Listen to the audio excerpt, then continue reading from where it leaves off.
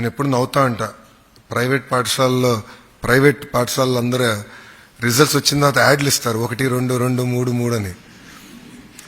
ప్రభుత్వం కూడా మేము ఇవ్వాలి నెక్స్ట్ ఇయర్ నుంచి. అది నా డైరెక్షన్. పోటీ పడాలి, పోటీ ఉంటేనే పిల్లలు బాగుపడతారనేది నా ఆలోచన.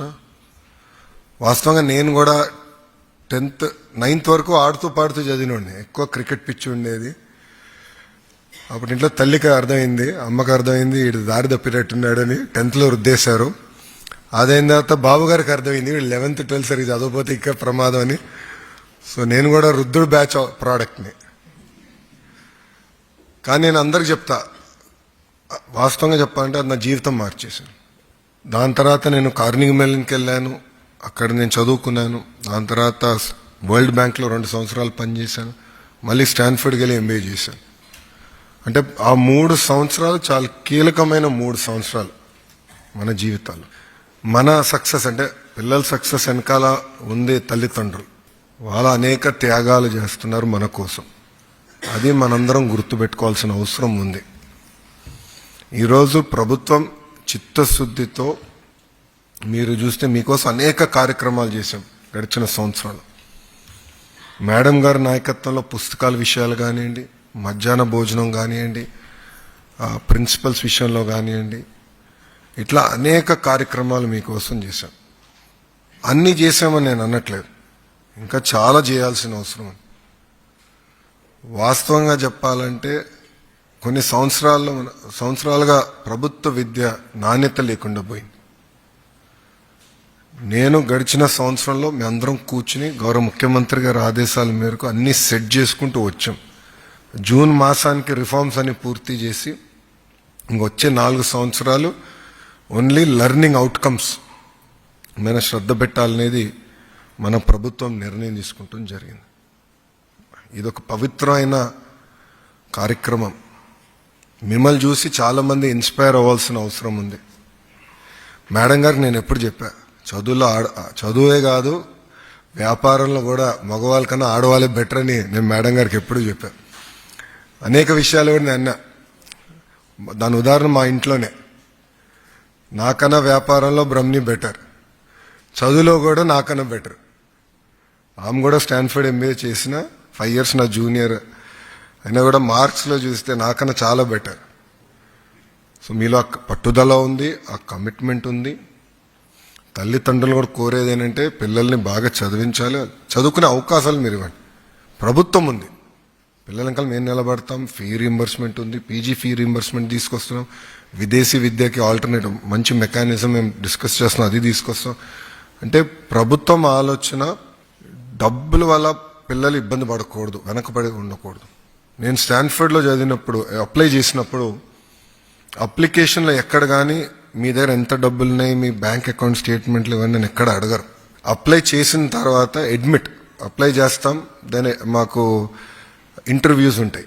ఇంటర్వ్యూ అయిన తర్వాత అడ్మిషన్ లెటర్ ఇస్తారు. అడ్మిషన్ లెటర్ వచ్చిన తర్వాత అడుగుతారు, ఓకే మీ ఫైనాన్షియల్ సిచ్యువేషన్ ఏంటి, స్కాలర్షిప్స్ ఇవ్వచ్చా, ఫైనాన్షియల్ ఎయిడ్ ఇవ్వచ్చా, లోన్లు అరేంజ్ చేయొచ్చా, అట్లా వాళ్ళు అడుగుతారు. ఎట్లా మనం కూడా ప్రభుత్వంలో ఆ విధానం తీసుకురావాలి, డబ్బులు లేక పిల్లలు ఇబ్బంది పడకూడదు అనేదే ప్రభుత్వం లక్ష్యం. గడిచిన కొన్ని సంవత్సరాలు విద్య ఒక రకంగా నడిచినా మళ్ళీ దాన్ని ట్యూన్ చేసి సరైన దారిలో పెట్టే బాధ్యత ప్రభుత్వం తీసుకుంది. తల్లిదండ్రులకు ఎలాంటి ఇబ్బంది లేకుండా చేయాలనేదే ప్రభుత్వ నిర్ణయం. దానికి మన ప్రభుత్వం కట్టుబడి ఉంది. ఇక్కడున్న పిల్లలు నేను కోరేది ఒకటి, మీరు ఈ స్థాయికి వచ్చారంటే తల్లిదండ్రుల త్యాగాలనే, అది మర్చిపోకూడదు. నంబర్ 1. రెండోది, చాలామంది అనుకోవచ్చు లోకేష్కి ఏముంది, చాలా తేలికైంది, తల్లిదండ్రుల డబ్బుల్ని బాగా చదివిన వాళ్ళు చదువు తేలిగ్గా వస్తుంది అనుకోవచ్చు. కానీ మీరు చూస్తే నేను ఎప్పుడు గెలవని నియోజకవర్గంలో పోటీ చేశా. అంటే 40 సంవత్సరాల గెలవని నియోజకవర్గంలో పోటీ చేశా. కారణం ఏంటంటే కష్టపడాలి, స్ట్రగుల్ ఉండాలి, అప్పుడే పైకి రాగలుగుతాం. చాలామంది ఆశ్చర్యపోయారు, నేను విద్యాశాఖ మంత్రి అవ్వాలంటే చాలామంది ఆశ్చర్యపోయారు. చాలామంది వద్దని చెప్పారు నాకు. సంఘాలు ఉంటాయి, మీకు ఎందుకు ఈ గోల్ అంతా, మీరు మేనేజ్ చేయలేరు, పిల్లలు ఈ పేపర్స్ ఈ గోల్ ఎక్కువ ఉంటుంది మీకెందుకు, అందుకే నాకు కావాలి అని చెప్పా.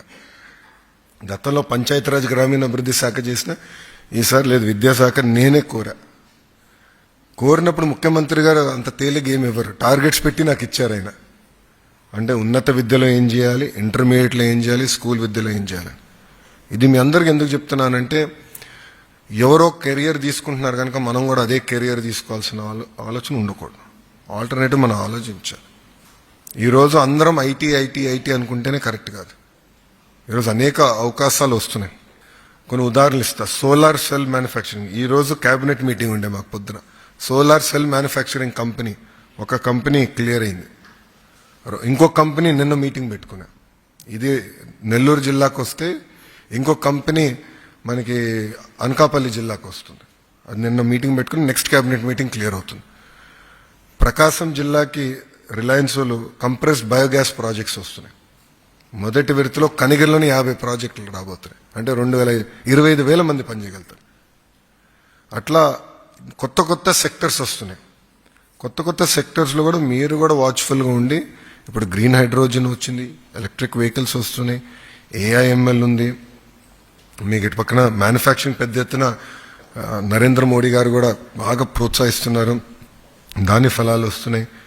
మారుతున్న సెక్టర్స్ని మీరు గమనించి మనం కూడా ఒక కెరియర్ పాత్ అనేది పెట్టుకోవాల్సిన అవసరం ఉంది. ఇంకో విషయం కూడా, జీవితం అనేది it's journey, it is not a destination. చాలా మంది ఏమైపోయిందంటే, ఇప్పుడు మేము అందరం ఇక్కడ ఇటు పక్క కూర్చున్న అందరం మేము మాట్లాడుకుంటున్నాం రిజల్ట్స్ గురించి. రిజల్ట్స్ మీకు ఎట్లా తెలియజేయాలని దానిపైన మేము ఒక 2 గంటలు చర్చించాం. ఎందుకంటే వాట్సాప్ టెక్నాలజీ వచ్చింది, ఎలా తెలియజేయాలని. ఆ చర్చ జరిగినప్పుడు ఒక విషయం మా అందరిలో బయటకు వచ్చింది. ఏంటంటే, ఇప్పుడు పిల్లలు మీరు చాలా సెన్సిటివ్ అయిపోయారు. అంటే ఒక్క సబ్జెక్ట్ ఏమైనా మార్కులు తప్పితే చాలా సెన్సిటివ్ అయిపోతున్నారు.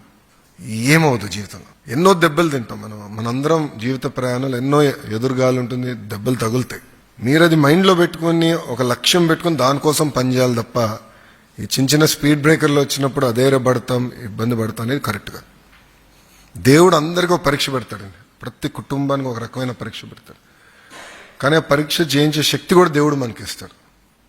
దయచేసి ఇది మీరు గుర్తుపెట్టుకోవాలి.